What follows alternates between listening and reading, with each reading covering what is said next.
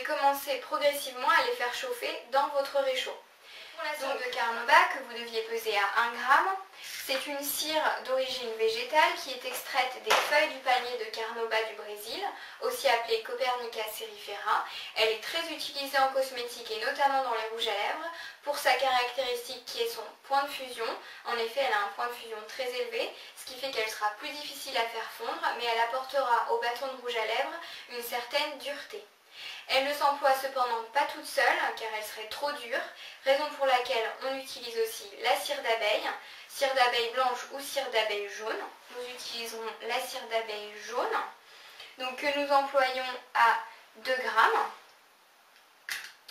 Donc cette cire d'abeille jaune est sécrétée par les abeilles lors de la construction des alvéoles de leur ruche. Elle est séparée du miel par un traitement à l'eau bouillante.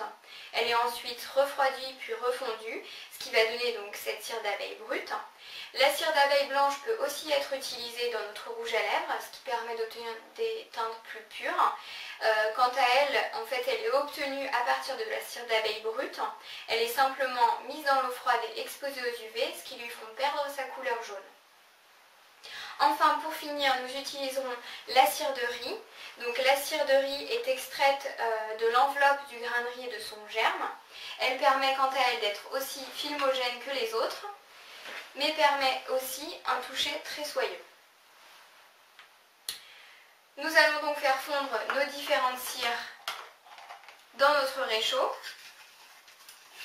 Progressivement, nous allons ajouter les autres matières premières, notamment notre beurre végétal, qui est le beurre de karité, employé à 5 g.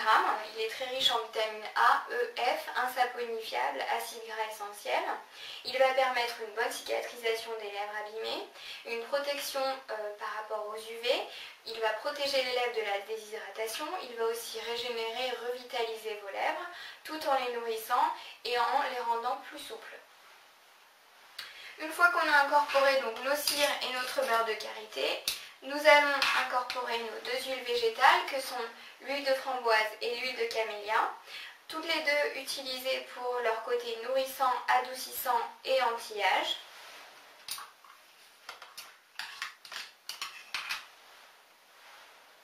Donc l'huile végétale de framboise bio,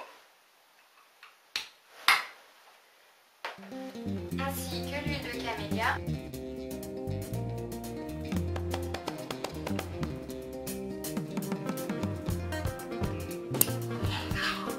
Nous allons donc faire fondre l'ensemble de ces matières.